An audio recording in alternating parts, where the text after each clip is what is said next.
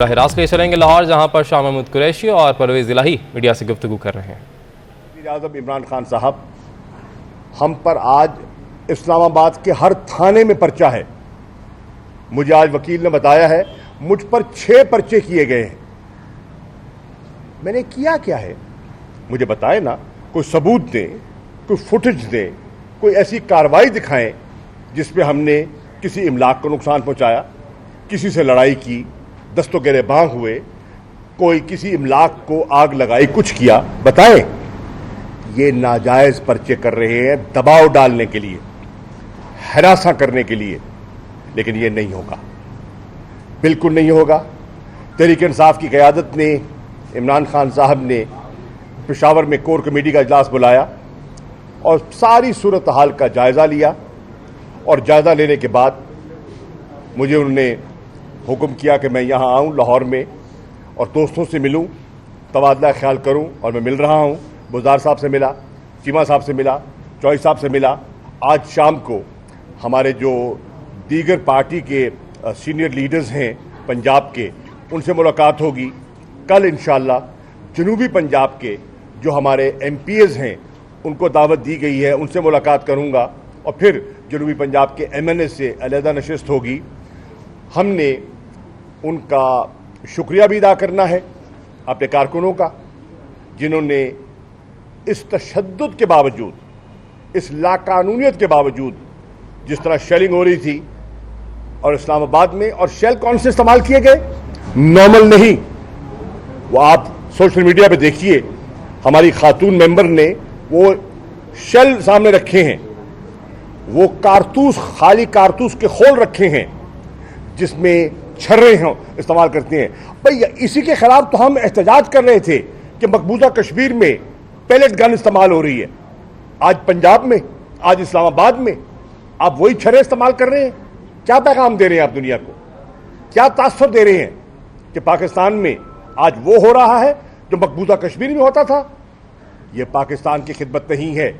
अपने इख्तियार को दबाम देने के लिए, अपनी कुर्सी को बचाने के लिए आप पाकिस्तान के इमेज को बर्बाद करें, यह हरगिज़ दुरुस्त नहीं है, यह हरगिज़ काबिल कबूल नहीं है। इंशाअल्लाह आज दोस्तों से मशावरत के बाद, उनकी रहनुमाई हासिल करने के बाद, मैं इंशाअल्लाह पेशावर जाऊंगा और अपनी असेसमेंट जनाब इमरान खान की खिदमत में पेश करूंगा, और फिर उनकी रहनुमाई के बाद जो उनका फैसला होगा वो इंशाअल्लाह मीडिया तक हम कम्युनिकेट करेंगे। लेकिन अगर शहबाज शरीफ साहब और हमजा शहबाज साहब, जो मेरी नज़र में आईनी और कानूनी तौर पर वज़ीर आला नहीं हैं, जो मेरी नज़र में उनका जो ओथ है उस पर भी एक सवालिया निशान है। मेरी नज़र में हमने जो आज हाई कोर्ट से रुजू किया हुआ है, हमने अपने वकला से उस पर ब्रीफिंग भी ली कि हम हैरान हैं। ताज्जुब की बात यह है कि हमारी जो सीटें हैं, रिजर्व सीटें, जब आपने डिसीड कर दिया तो उनको आप नोटिफाई क्यों नहीं कर रहे? किस कानून और किस ज़ाब्ते के तहत ये रुकावट बने हुए हैं? और मुझे सुनकर इत्मीनान हुआ कि कल मुद्दू किया है, बुलाया है इलेक्शन कमीशन को, वो आके अपना शाह महमूद कुरैशी की चौधरी परवेज़ इलाही के हमरा प्रेस कॉन्फ्रेंस जारी है। अभी आपको बराह रास्त लिए चलेंगे। चेयरमैन पाकिस्तान उलमा काउंसिल ताहिर अशरफी इस वक्त इस्लामाबाद में तकरीब से खिताब कर रहे हैं। क्योंकि वही हमारा मौक़िफ़ कश्मीर और फ़लस्तीन पे एक ही है, उसको चेंज नहीं किया जा सकता। फिर हम ये देख रहे हैं कि कुछ लोग इसराइल के लिए यहां फिजा बनाने की कोशिश कर रहे हैं कि वो बड़े रहम दिल हैं, बड़े अच्छे हैं। इसराइलियों के मजालिम और हिंदुस्तान के मजालिम पता करने हैं तो कश्मीरियों और फलस्तीनियों से पूछो। अगर आपको इसराइली ईवान सदर में किसी ने बड़ा अच्छा खाना खिला दिया है या आपका इस्तकबाल कर दिया है, तो क्या उससे फलस्तीनियों का जो खून है वो सफेद हो जाएगा, या उससे फलस्तीनी बच्चों पे जो जुल्म हो रहा है वो खत्म हो जाएगा? तो ये बड़ी वाज़ेह बात है, और मैं गुजारिश करूंगा पाकिस्तान उलमा काउंसिल की तरफ से अपने सियासी कायदीन से कि कोई इसराइल को तस्लीम करने नहीं जा रहा, ना कोई सोच सकता है पाकिस्तान में। इस पॉलिसी की मुहाफिज पाकिस्तान की अवाम है, कायदे आज़म मोहम्मद अली जना के पैरोकार है, और मौजूदा हुकूमत ने, कल हमारी वजारत खारजा ने इस हवाले से बड़ी वाज़ेह और तफसीली जो है वो हुक्म, जो एक बयान जारी किया है, मैं समझता हूँ वो वाज़ेह करता है पाकिस्तान की फ़लस्तीन के हवाले से पॉलिसी को। और मैं जनाब इमरान खान साहब समेत तमाम सियासी कायदीन से ये अपील करूँगा कि ये एक मुत्तफ़िक़ा मसला है, इसको मुतनाज़ मसला ना बनाया जाए। उनके दौरे हुकूमत में भी जब कोई कहता था कि इसराइल को तस्लीम करने की, तो हमने उस वक़्त भी यही हमारा मौक़िफ़ था कि इसराइल को तस्लीम करने की बात पाकिस्तान में नहीं हो सकती उस वक़्त तक जब तक मसला फ़लस्तीन हल नहीं होता। दूसरी गुजारिश ये है कि इंशाअल्लाह हुज्जाज किराम जो हैं और हज फ़्लाइटें शुरू हो रही हैं इस हफ्ते से, तो पाकिस्तान उलमा कौंसिल, इंटरनेशनल ताज़ीम हरमैन शरीफैन कौंसिल,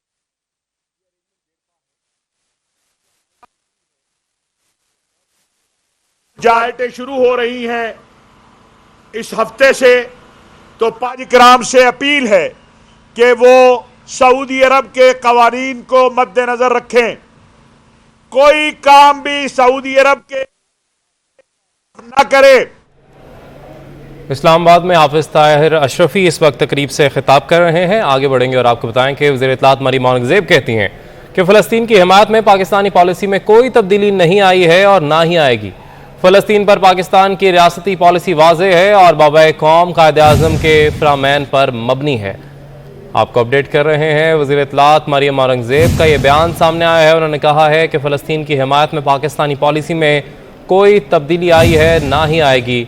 फ़लस्तीन पर पाकिस्तान की रियासती पॉलिसी वाज़ेह है और बाबाए कौम कायदे आज़म के फ़रमान पर मबनी है। सलामती कौंसिल की करारदादों के मुताबिक फ़लस्तीनियों के इस्तिस्वाब राय के हक़ की मुकम्मल हम हिमायत करते हैं। दुनिया रियासती हल को खिते में पायदार अमन का ज़ामिन तस्वुर करती है।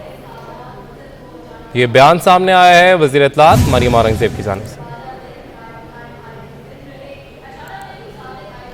और आपको ये भी बताते चलें कि दौरा इसराइल में शामिल जो पाकिस्तान टेलीविज़न के जो एंकर थे उनको भी अब बरतरफ कर दिया गया है मुलाजमत से। आपको अपडेट कर रहे हैं, मरियम औरंगज़ेब का ये बयान सामने आया है और उन्होंने कहा है कि हमारी पॉलिसी फ़लस्तीन को लेकर या इसराइल को लेकर वाज़ेह है और उसमें कोई तब्दीली ना ही आई है और ना ही आएगी। और जो एंकर पाकिस्तान टेलीविज़न के जो इस दौरे में शामिल थे, इसराइली सदर से मुलाकात जिन्होंने की, उनको भी अब मुलाजमत से बरतरफ कर दिया गया है।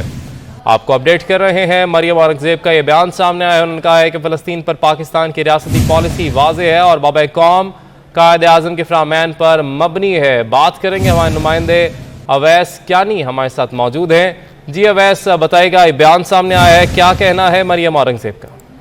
देखिए, फ़लस्तीन की हमारे पाकिस्तानी पॉलिसी में कोई तब्दीली आई है ना आएगी। फ़लस्तीन पर पाकिस्तान की रियासती पॉलिसी वाज़ेह और बाबाए कौम कायदे आज़म के फरमान पर मबनी है। पाकिस्तान के अवाम की ख्वाहिशात और मंगों के मुनाफी कोई पॉलिसी इकदाम नहीं हो सकता। पाकिस्तान मसला फ़लस्तीन और इसराइल से मुताबिक अपने रवायती और रसूली मौक़िफ़ पर सख्ती से कारबंद है। वज़ारत ख़ारजा वाज़ेह कर चुकी है कि पाकिस्तान से कोई वक्त इसराइल नहीं गया। अक़वाम मुत्तहिदा की सलामती कौंसिल की करारदादों के मुताबिक फ़लस्तीनियों के इस्तिस्वाब राय के हक़ की मुकम्मल हिमायत करते हैं। दुनिया दो रियासती हल को खित्ता में पायदार अमन का ज़ामिन तस्वुर करे। इसके साथ मरियम औरंगज़ेब का कहना था कि दौरे में जो शामिल पीटीवी के एंकर्स को टर्मिनेट और ऑफ एयर कर दिया गया था। जो सियासी शोहरत के लिए हर मनफी इकदाम करने वाले किसी कौमी मफाद का तो ख्याल करें। और उसके साथ उसने कहा कि मज़कूरा एंकर अपनी ज़ाती हैसियत में दौरे पर किया था, उनका ये भी वजाहत जो है वो सामने आई है। मरियम औरंगज़ेब ने जो है ये बात की है कि मकबूजा फ़लस्तीन और गैर कानूनी तौर पर भारत के ज़ेर कब्ज़ा जो जम्मू कश्मीर के अवाम की मुनसफ़ाना जदोजहद की हर मुमकिन हमायत जो है वो जारी रखेंगे। ठीक है, आपने अपडेट किया वैस, बहुत शुक्रिया आपका। 2011 केस में सिंध हाई कोर्ट ने आईजी सिंध को हटाने का हुक्म दे दिया है। अदालत ने कहा कि आईजी सिंध की जगह किसी अहल अफसर को चार्ज दिया जाए। तो अपडेट कर रहे हैं आपको, 2011 केस में सिंध हाई कोर्ट ने आईजी सिंध को हटाने का हुक्म दे दिया है। बड़ा हुक्म सामने आया है सिंध हाई कोर्ट की जानिब से। अदालत ने कहा कि आईजी सिंध की जगह किसी अहल अफसर को ओहदे का चार्ज दिया जाए। 2011 केस में सिंध हाई कोर्ट ने आईजी सिंध को ओहदे से हटाने का हुक्म दे दिया है। अदालत ने कहा है कि आईजी सिंध की जगह किसी अहल अफसर को चार्ज दिया जाए। बात करेंगे हमारे नुमाइंदे बिलाल अहमद से। जी बिलाल, बताएगा मजीद क्या कहा गया अदालत की जानिब से? जी देखिए, सिंध हाई कोर्ट के 2 रुकनी बेंच ने दुआ ज़हरा और निम्रा काज़मी की बाजियाबी से मुतल्लिक़ दरखास्तों की समाअत की। ये 11 बजे मखसूस टाइम था इसका, और 11 बजे IG Sindh, DIG CIA, advocate general Sindh और निम्रा काज़मी और उनके जो शौहर हैं शाहरुख, वो अदालत में मौजूद थे। समाअत का आगाज़ हुआ तो अदालत ने कहा कि बताएं कि क्या पेशरफ्त है, जिस पर एडवोकेट जनरल सिंध सलमान तालिबुद्दीन ने अदालत को बताया कि एक पेशरफ्त हुई है। 2 बच्चियों में से एक बच्ची यानी कि एक निम्रा काज़मी को बाजियाब करा लिया गया है और वो इस वक्त कमरा अदालत में मौजूद है, जिस पर निम्रा काज़मी को रोस्टरम पर तलब किया गया और जस्टिस मोहम्मद इकबाल कलोड़ो और निम्रा काज़मी के माबैन मुकालमा हुआ। अदालत ने उनसे पूछा कि आपकी उम्र कितनी है और आप कौन सी क्लास की तालबा हैं, जिस पर निम्रा काज़मी ने कहा कि मेरी उम्र 18 साल है और मैं मैट्रिक की तालबा रही, जिस पर जस्टिस मोहम्मद इकबाल कलोड़ो ने कहा कि मैट्रिक की तालबा की उम्र 18 साल नहीं हो सकती, जिस पर निम्रा ने कहा कि मेरे वालिदैन ने तालीम की गर्ज से मेरी उम्र कम लिखवाई थी और मैंने पसंद की शादी की है, मुझे किसी ने अगवा नहीं किया और मैं अपने शौहर के हमरा जाने के लिए तैयार हूँ और मैं अपने शौहर के साथ जाना चाहती हूँ। जिस पर अदालत ने कहा कि सिंध चाइल्ड प्रोटेक्शन एक्ट के तहत सिंध में एक कानून है जिसके तहत 18 साल से कम उम्र का मामला है, उससे शादी नहीं हो सकती। तो हम आपको जो फैसला है वो अदालत को करना है कि क्या किया जाना है, जिस पर निम्रा ने खुद ये कहा कि अगर अदालत चाहती है तो मेरा मेडिकल करवाया जा सकता है और मैं मेडिकल के लिए तैयार हूँ। जिस पर अदालत ने कहा कि हम आपका मेडिकल करवा लेते हैं 3 रोज़।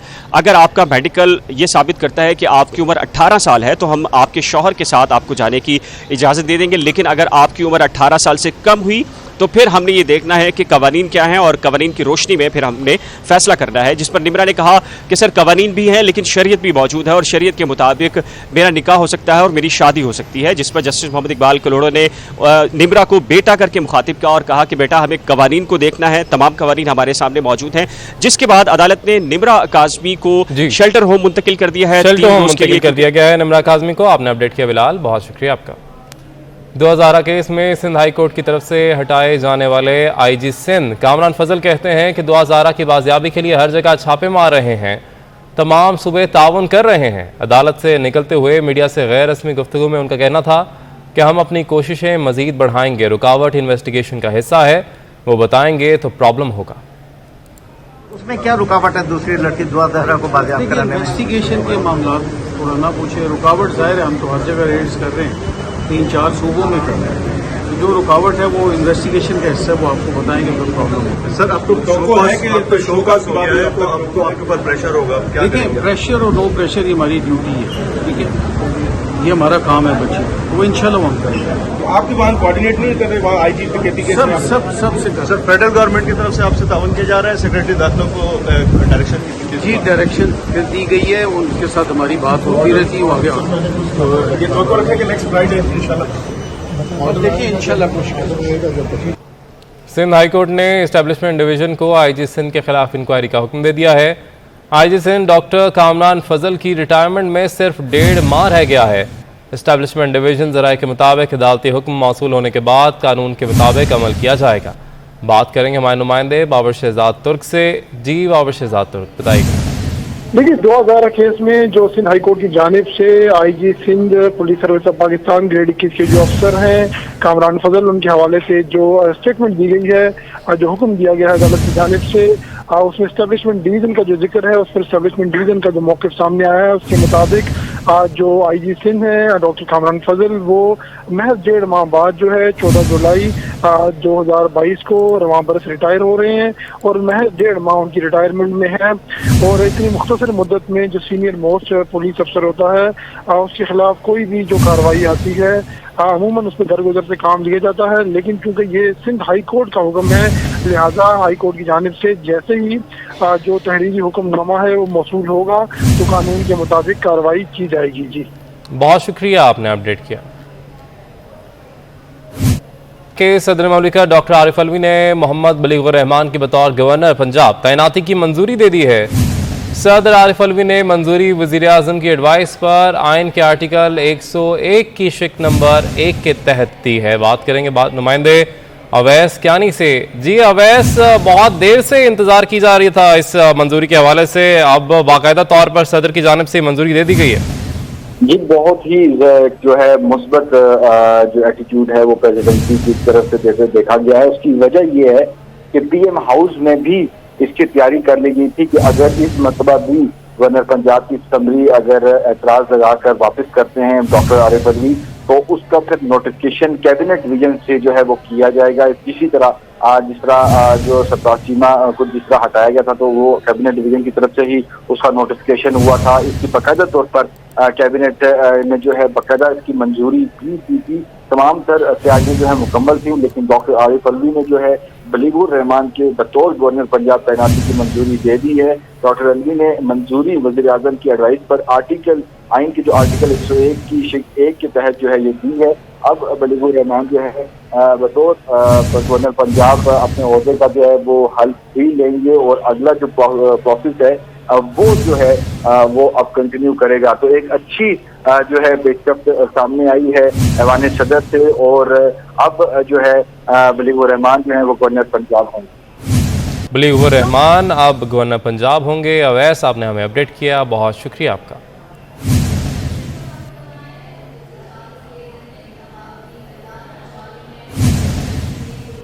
वफाकी हुकूमत ने जबरी गुमशुदगियों के केसेस के हवाले से 7 रुकनी कमेटी बना दी है। वज़ीर कानून आज़म नज़ीर तारड़ को कमेटी का कन्वीनर मुकर्रर किया गया है। आपको अपडेट कर रहे हैं, वफाकी हुकूमत ने जबरी गुमशुदगियों के केसेस के हवाले से 7 रुकनी कमेटी बना दी है। वज़ीर कानून आज़म नज़ीर तारड़ को कमेटी का कन्वीनर मुकर्रर किया गया है। आपको बताते चलें कि राना सनाउल्लाह, शाजिया मरी, असद महमूद कमेटी के रुकन हैं, जबकि असरार तरीन, फैसल सब्जवारी, आगा हसन बलोच भी कमेटी में शामिल हैं। कमेटी अपनी सिफारिशात काबीना को पेश करेगी।